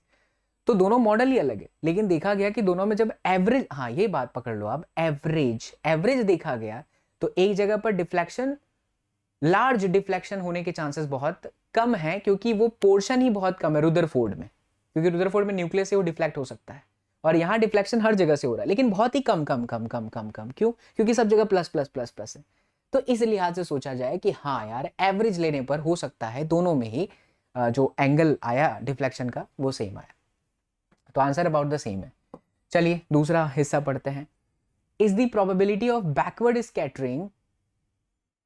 scattering of alpha particle at an angle greater than 90 degree predicted by Thomson model much less, about the same, or much greater than that the predicted by Rutherford's model? ये तो आप समझ सकते हो कि थॉमसन मॉडल के हिसाब से सोचा जाए तो प्लस प्लस प्लस हर जगह बिखरे हुए हैं, तो बहुत ही कम होगा चांसेस स्कैटरिंग का बैकवर्ड डायरेक्शन में, इसलिए यहाँ पर आएगा less.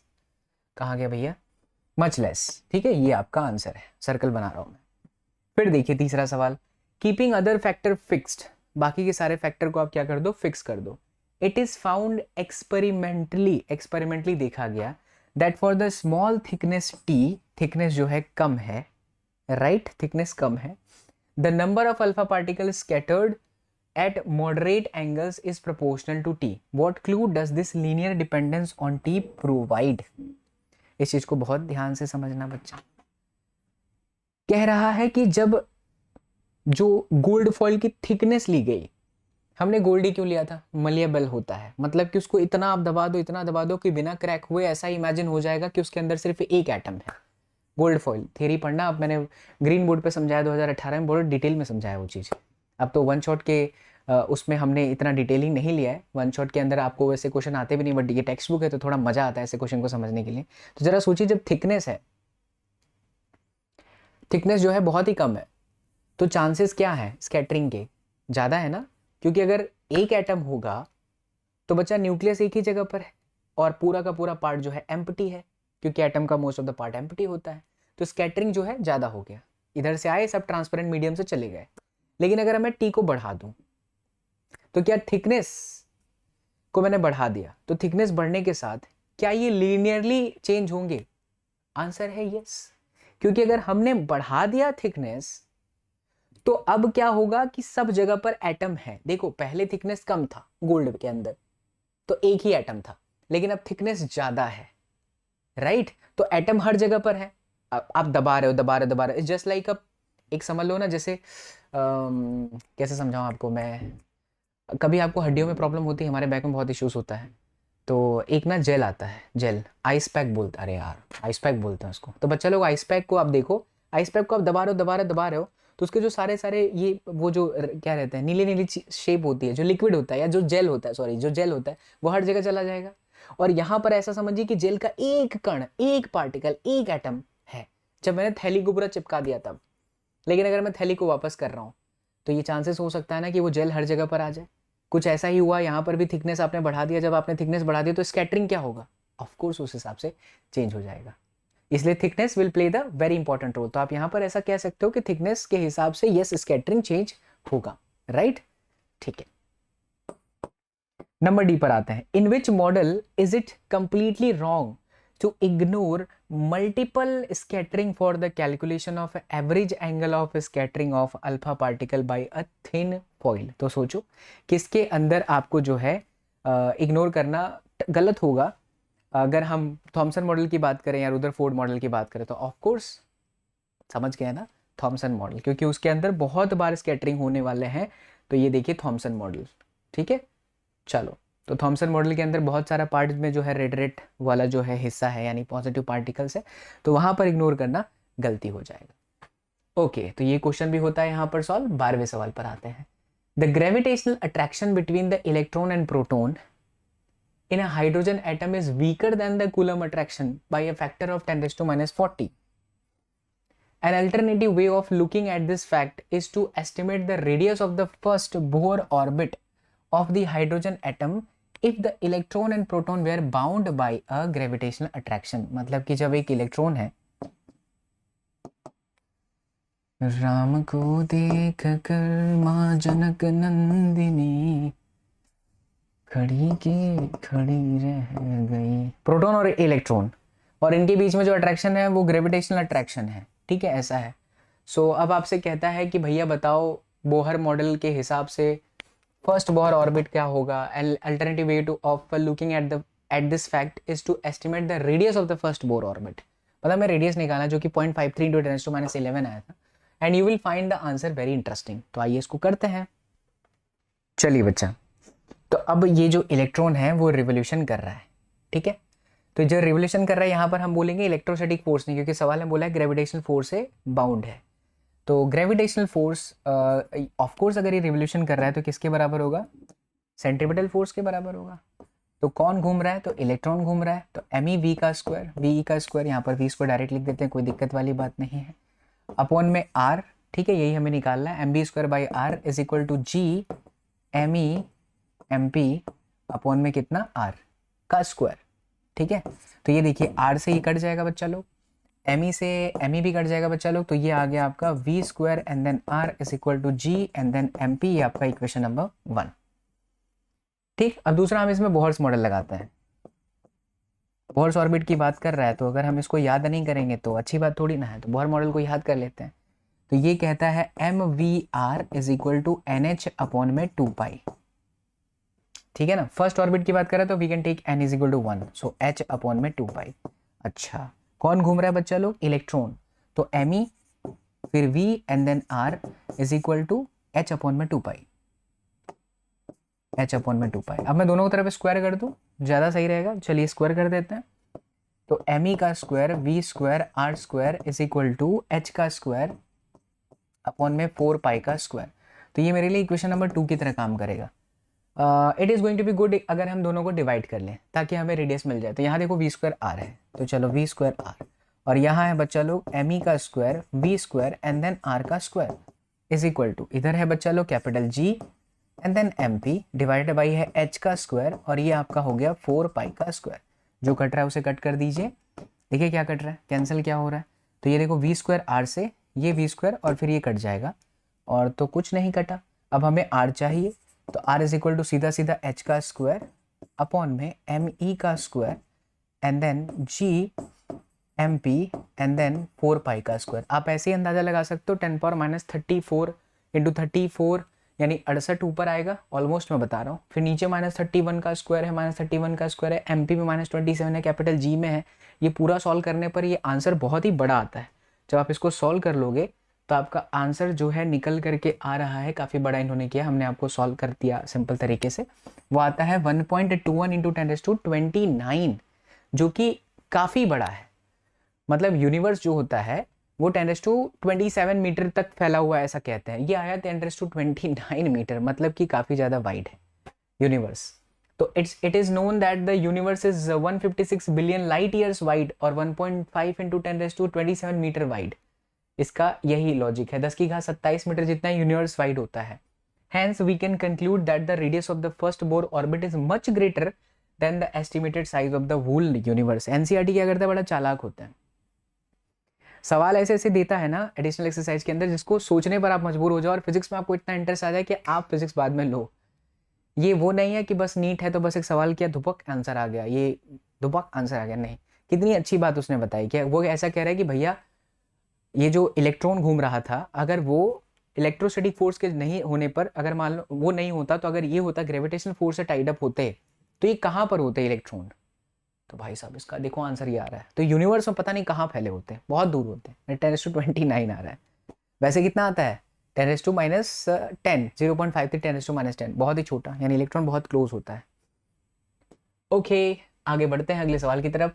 Obtain an expression for the frequency of radiation, अच्छा सवाल है, ध्यान दीजिएगा। Expression for the frequency of radiation emitted when the hydrogen atom de excites from level n to level n-1। ठीक है, यानी कि अगर ये when hydrogen atom de excites, मतलब कि यहां से देखो, ये अगर आपका n है तो ये आपका n-1 होगा, ये 1 है तो ये आपका 4 होगा, तभी तो ये आपका n 4 नहीं, मतलब कि अगर ये आपका 2 है तो ये आपका 1 होगा। तो यहाँ से यहाँ पर जब ट्रांजिशन होता है तो आप कौन सा फॉर्मूला लगाते हो? मैंने आपको बताया ट्रांजिशन के अंदर हमेशा सिंपल फॉर्मूला लगाइए, 1/λ वाला। सो 1/λ इज इक्वल टू आर 1 यहाँ हमेशा छोटी वैल्यू n-1 का स्क्वायर माइनस n स्क्वायर। ठीक है, तो आपको पहले बोलता obtain expression for the frequency, पहले हम इतना सॉल्व कर लेते हैं फिर आगे का पढ़ते हैं।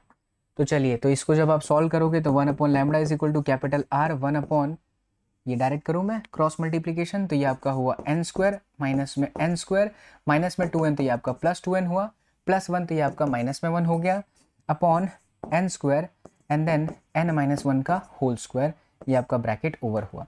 तो ये n स्क्वायर से n स्क्वायर कट गया, तो ये आता है 1/λ is equal to capital R and then 2n minus में 1 अपॉन में n square and then n-1 का होल स्क्वायर। बच्चा ध्यान दीजिए, फॉर लार्ज n, आगे के सवाल के लिए यहीं पर अभी आपको आंसर में थोड़ा सा कंक्लूजन करना पड़ेगा। लार्ज वैल्यू ऑफ n, अगर n बहुत बड़ा है तो n बहुत बड़ा है तो एक तो बहुत छोटा हो गया, तो 2n-1 को मैं क्या ले सकता हूँ 2n, और n-1 को मैं क्या ले सकता हूँ n। ऐसा क्यों? क्योंकि n काफ़ी बड़ा है।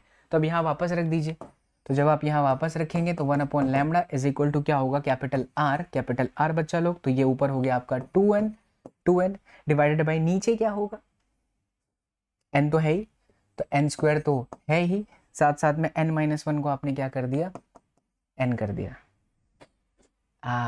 ओके, तो अब क्या कट रहा है, ये n से n कट गया।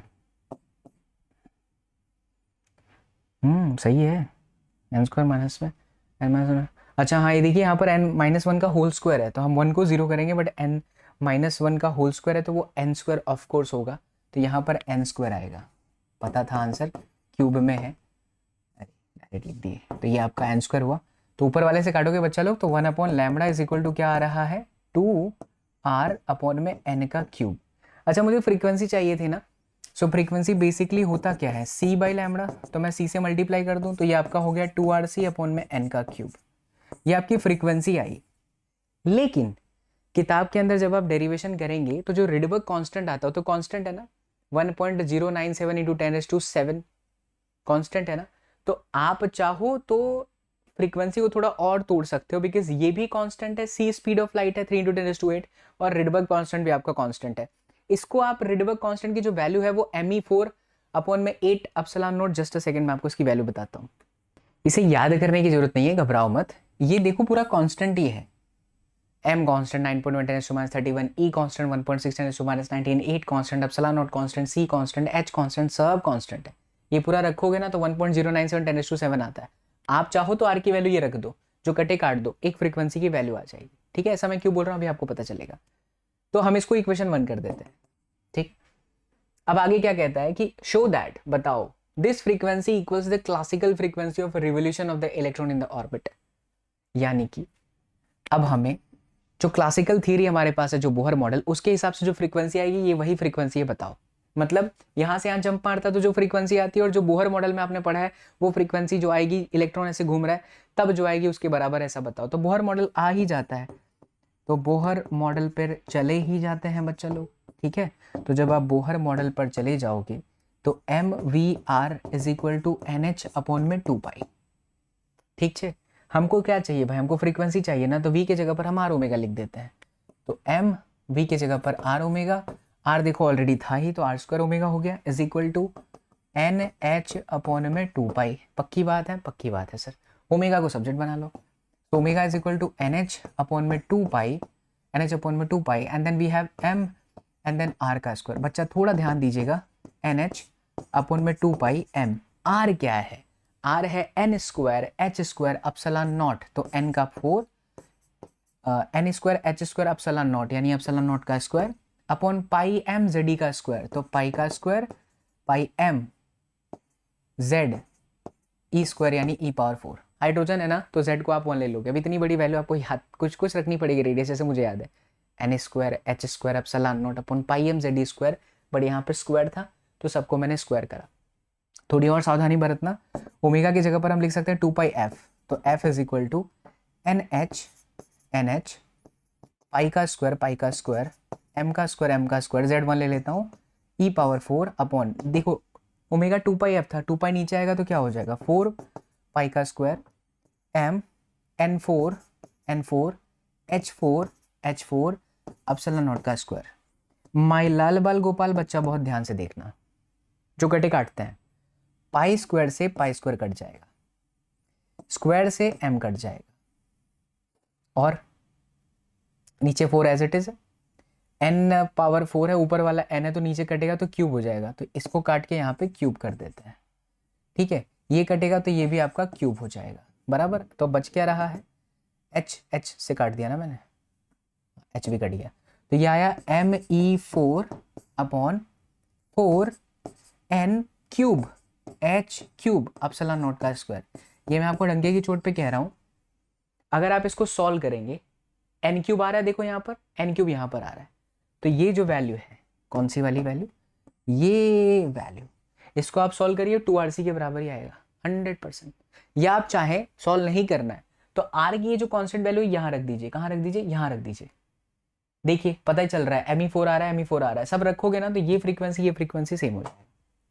That's it. अच्छा सवाल था, टफ नहीं है, थोड़ा सा समझना होता है, आसान है ना। चलो, तो टफ कुछ भी नहीं है फिजिक्स में, इट्स ऑल अबाउट आप कैसे पढ़ते हो, दिल से पढ़ते हो तो आपको सब अच्छा लगेगा। फिजिक्स बहुत ही प्यारा सा विषय है, I don't know why people saying that this is a tough subject, ये बहुत ही प्यारा सा सब्जेक्ट है बच्चा। नंबर 14 पर आइए। अरे यार ये बहुत बड़ा दिख तो रहा है, बट है बहुत ही सिंपल सा क्वेश्चन बट करते हैं, कोई दिक्कत नहीं है। आ जाओ, देखो आप ही को करना होगा, डायमेंशन फॉर्मूला क्लास 11 के बेसिस पर है, पढ़ लो क्या लिखा है। Classically an electron can be in any orbit, यानी इलेक्ट्रॉन किसी भी जगह पर हो सकता है न्यूक्लियस के आसपास में, in the atom. Then what determines, तो ऐसा क्या है जो डिटरमाइन करता है the typical atomic size, typical atomic size के लिए क्या पता चलता है। Why is an atom not से 1000 times bigger than its typical size? The question had greatly puzzled Bohr before the arrived at his famous model। मेरे को दिखाई नहीं दे रहा है क्योंकि इधर से लाइट आ रही है ना, इसलिए धीरे धीरे पढ़ रहा हूँ। ये पढ़ लेना यार, कुछ नहीं है इसके अंदर, मैं सवाल पर आता हूँ, पढ़ लेना, कहानी है। कंस्ट्रक्ट क्वांटिटी, एक क्वांटिटी कंस्ट्रक्ट करो with the dimension of length from the fundamental constant E MEC and determine its numerical value.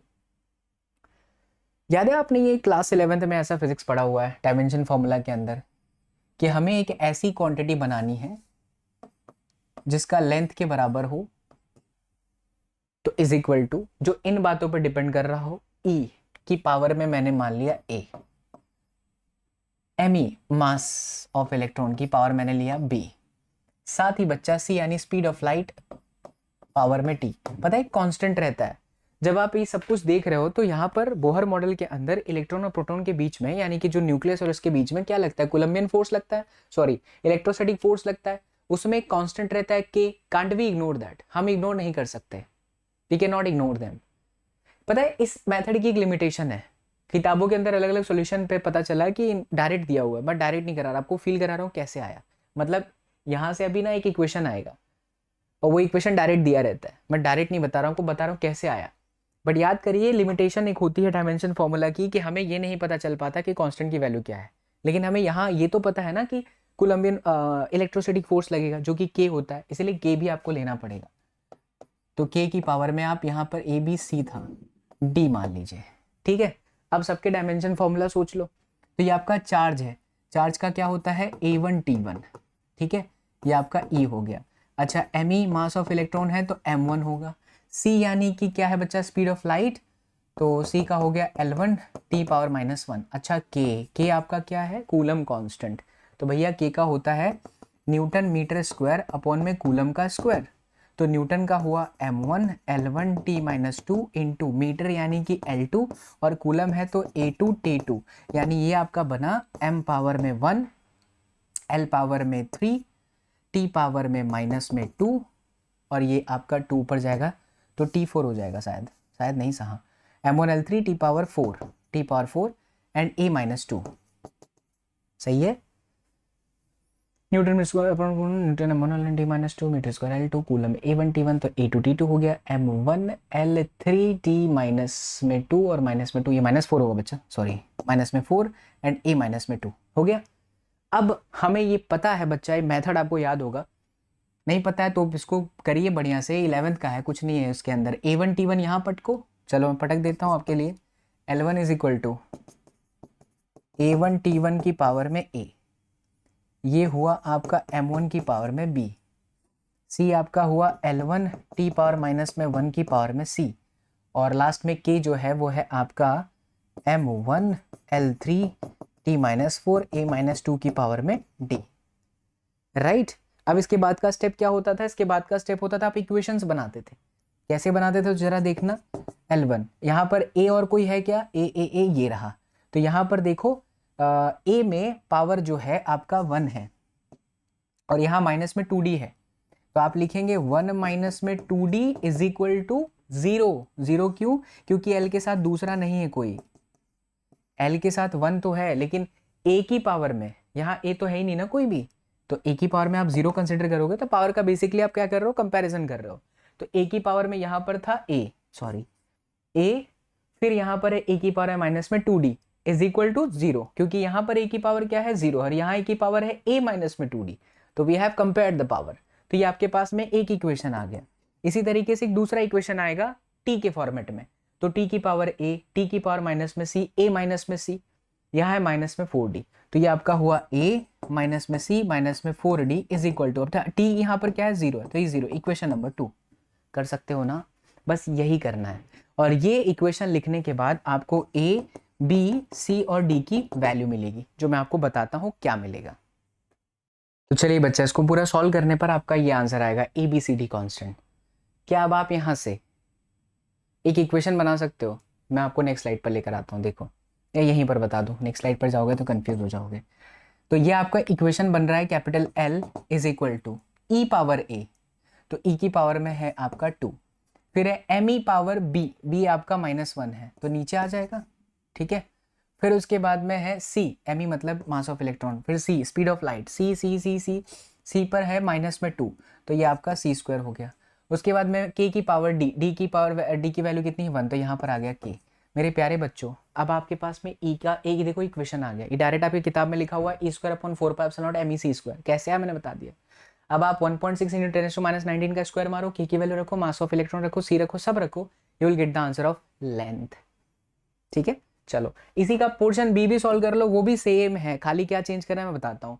You will find that the length obtained in A is many order of the magnitude smaller than the atomic dimension.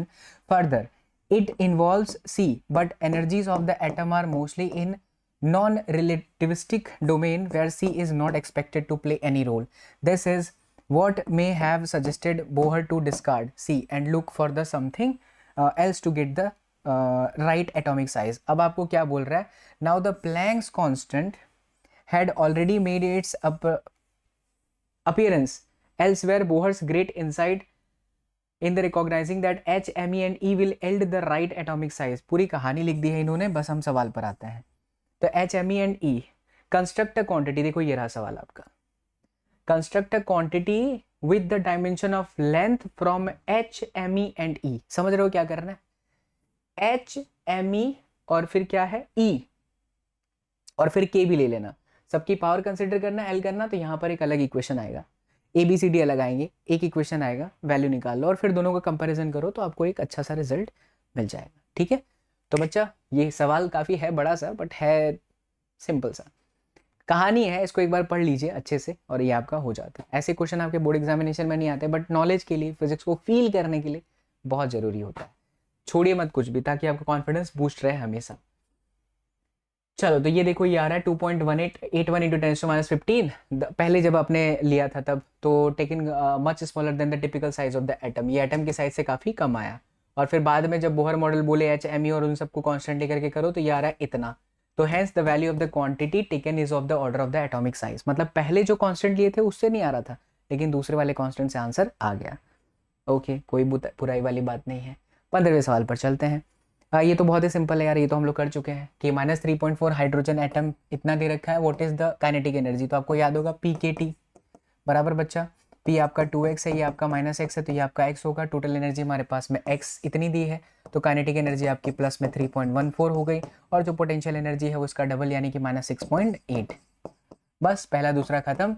तीसरे सवाल में देखो क्या पूछता है, अच्छा सवाल लग रहा है तीसरा, अच्छा मतलब बहुत ही सिंपल है, समझ लो। Which of the answer above would change if the choice of the zero potential energies change.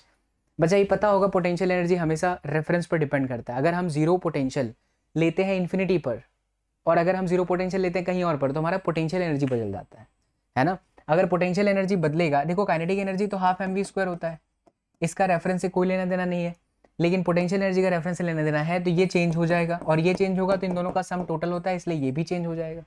तो आंसर आप क्या लिखेंगे कि yes, when we change the choice of the zero potential, then potential energy is going to be changed, and because of total energy is equal to kinetic energy plus potential energy changing, then the total energy will also change, but the kinetic energy remains constant, because kinetic energy at the end of the day half mv², it never depends on the positions of the zero choice of the potential।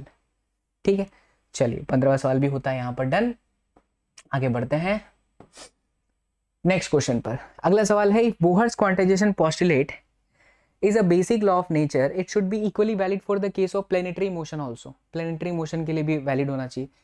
when they do, we never speak of quantization of orbits of planet around the sun। इसके लिए बच्चा simple है, calculation पर मैं आता हूँ। ये देखिए आपके पास में जो n की वैल्यू आएगी ना वो बहुत बड़ी आ जाएगी, मैं आपको कैलकुलेट करके ही बताता हूँ। चलिए बच्चा, तो देखिए M V R is equal to NH/2π में से मुझे n निकालना है, क्योंकि हम बात कर रहे हैं प्लेनेटरी मोशन की। तो मास ऑफ अर्थ चाहिए, वेलोसिटी पता है, रेडियस पता है, ये गिवन होता है, यहाँ पर दिया नहीं बट ये वैल्यू कांस्टेंट है, इसको याद रख लीजिए, रख दीजिए। तो n ऑलमोस्ट 10⁻72 के आसपास आता है। अब जरा कंपेयर करो कि न्यूक्लियस के आसपास में इलेक्ट्रॉन जिस ऑर्बिट में घूम रहा है वो बहुत ही छोटा होता है, n = 1, n = 2, n = 3, तो आप उसे कंसिडर करते हो, लेकिन ये आया 10⁻72 जो कि काफ़ी बड़ा है। अगर काफ़ी बड़ा है इसका मतलब है कि कंटिन्यूस हो गया, बड़ा है ना। 10⁻72 मतलब कितना दूर है भाई, हमारे लिए सोच पाना ही इम्पॉसिबल हो जा रहा है। इसीलिए ऐसा बोलेंगे कि जब हम प्लेनेटरी मोशन को ऑब्जर्व करते हैं बोहर मॉडल के बेसिस पर, तो ये कंटिन्यूअस हो जाता है। यहाँ पर एक लाइन लास्ट में बहुत बढ़िया लिखी है हमने, देखिए क्या लिखा है, hence the quantum level for planetary motion are considered continuous. Continuous आप कब करते हो, जब सब एक के बाद एक के बाद एक के बाद एक आ जाए। अब भाई 10⁻72 है, तो इसका क्या मतलब हुआ कि बहुत ही पास पास है ना सब, इसीलिए हम क्या बोलेंगे, कंटिन्यूअस है। ठीक है, चलिए तो ये हो गया आपका। आखिरी सवाल पर आते हैं बच्चा, बढ़िया सवाल है, थोड़ा सा हटके है, चांसेस कम है बट आ सकता है बोर्ड एग्जाम में, क्योंकि अब दिया है किताब के अंदर तो आ तो सकता है, कॉन्सेप्ट पर बेस्ड है। Obtain the first Bohr's radius and the ground state energy of a muonic hydrogen atom. कुछ नया आ गया, muonic hydrogen atom, an atom in which a negligibly charged muon of mass about. देखो ये एक ना अलग से पार्टिकल है, जैसे आपका इलेक्ट्रॉन प्रोटॉन न्यूट्रॉन होता है, वैसे एक अलग से यहाँ पर ये दिया हुआ हाइड्रोजन का, तो इसका मास दे रखा है म्यू, यानी म्यून का जो मास है वो है 207 टाइम्स ऑफ me बराबर। मैं यहाँ पर mu लिख दूँ ताकि आपको पता चले कि तो जो म्यू का मास है इलेक्ट्रॉन के मास से 207 गुना भारी है, मतलब फंडामेंटल पार्टिकल से अलग है। यहाँ से बोलता है कि obtain the first Bohr's radius and the ground state energy of a muonic hydrogen atom. तो चलिए पहले बात कर लेते हैं हम रेडियस की। तो जो रेडियस होता है बच्चा वो आपको पता होगा 0.53 इंटू 10⁻⁻10 एंगस्ट्रॉम है, and then n² divided by z, यही इक्वेशन है। ओके, तो अब यहाँ पर तो मास का तो कोई लेना देना नहीं हुआ, रेडियस में मास का लेना देना। एनर्जी में तो है, क्या रेडियस में आता है, -me4z² n² अपना n² h² ε/π mz² हाँ बच्चा लोग ध्यान दो, तो ये जो इक्वेशन का मैंने खेला लगाया है, इसके अंदर इस कांस्टेंट के अंदर मास ऑफ इलेक्ट्रॉन अब कांस्टेंट नहीं है। आप बात समझे मैंने क्या बोला, मास तो ये डिपेंड कर रहा है ना, चेंज कर रहा है, इसीलिए आप डायरेक्ट ये वाला इक्वेशन नहीं लगा सकते, आपको सोचना पड़ेगा रेडियस का सच्चा इक्वेशन n² h² ε0 अपॉन में पाई mz²। ये हुई ना बात, फर्स्ट की बात कर रहा है, energy of this first Bohr's radius, तो ये आपका 1 हो सकता है, ये आपका 1 हो सकता है। बाकी ये कांस्टेंट, ये कांस्टेंट, ये कांस्टेंट, ये कांस्टेंट, ये कांस्टेंट, सब कांस्टेंट है, तो तो हम ऐसा कह सकते हैं कि R is inversely proportional to M, क्योंकि बात बेसिकली मास की कर रहा है। तो हम ऐसा लिख सकते हैं इलेक्ट्रॉन का मास अपॉन म्यून का मास, मास नहीं radius of electron radius of muon mass, mu नहीं है ना, म्यू, आर अब लिख दूंगा, समझ जाओगे ना, ठीक है। तो ये आपका हो गया बच्चा लोग m म्यू अपॉन में mass of muon and then mass of electron. अच्छा, जो मास ऑफ म्यून है बच्चा लोग वो आपका 207 गुना है, तो 207 me अपॉन में me कट गया, हमको ये चाहिए था radius of muon, that is going to be RE। RE आपका कितना होता है फर्स्ट ऑर्बिट का 0.53 10 पावर माइनस में 10 डिवाइडेड बाई 207। ये आपका आंसर, खूब अच्छा सवाल है, आगे आंसर। अब एनर्जी के खेल पर आते हैं। तो जो एनर्जी का फॉर्मूला है वो आपका माइनस में me4 z square upon 8 epsilon not square n square and then h का स्क्वायर है, यानी energy is directly proportional to what, that is mass. तो अब हम क्या कहेंगे, energy of electron upon energy of muon mass is equal to mass of electron upon mass of muon, और ये है आपका 207 ऑफ me। ये कट गया बच्चा, अपने को तो ये चाहिए एनर्जी, तो ये इलेक्ट्रॉन की एनर्जी इंटू 207 हो गया। तो ये इलेक्ट्रॉन की एनर्जी कितनी है 13.6 माइनस में इंटू 207, खत्म, ये हो जाएगा आपका, राइट। तो चलिए इस तरीके से हमने इस क्वेश्चन को भी कर दिया है समाप्त, एंड आपका आंसर आएगा -2.81 किलो इलेक्ट्रॉन वोल्टेज। तो बच्चों यहाँ पर होता है आपकी पूरी कहानी चैप्टर एटम, चैप्टर नंबर 12 का ख़त्म। मैं दावे के साथ कह सकता हूँ अगर आपने ध्यान से लेक्चर्स को सुना है अच्छे से तो आपके एक भी सवाल के अंदर कोई भी डाउट नहीं रहेगा। लेकिन अगर फिर भी कहीं पर भी डाउट आते हैं आप बिंदास होकर के कमेंट करिए। हैविली एक्टिवेटेड हूँ यूट्यूब पर, आप ही लोगों के लिए काम कर रहा हूँ, फ्री में सारे के सारे कंटेंट लगातार चैनल पर आते जाएंगे। एंड जिन बच्चों को हमसे नीट की तैयारी में जुड़ना है तो आप सब लोग बहुत ही मिनिमम प्राइस के अंदर मैं अब आप लोगों को पेड बैचेस में पढ़ाऊँगा। आप लोग आ जाइए, सिर्फ फिजिक्स नहीं केमिस्ट्री एंड साथ ही साथ बायोलॉजी के। देखिए बच्चा एडटेक हर जगह पर है, आपने मुझे देखा, एक बैड एक्सपीरियंस भी था मेरा, एक बड़ी कंपनी के साथ एसोसिएटेड था। नहीं कहना चाहिए बट आप सब मेरे अपने हो तो आप सबसे नहीं कहूँगा तो किससे कहूँगा। So that company, you know that I can not से द नेम अगेन बिकॉज हम छोटे से लोग हैं यार, हम पे ऑलरेडी क्लेम है इतने सारे, बट मैं डरता नहीं हूँ किसी से भी, तो बिंदास होकर के बोलता हूँ। जो सच्चाई रहती है वो रहती है। I you know that why I left dot dot dot. फिर वहाँ से फिर मुझे एक जगह मौका मिला and that was a really good, है ना, इंस्टीट्यूट काफ़ी अच्छा था।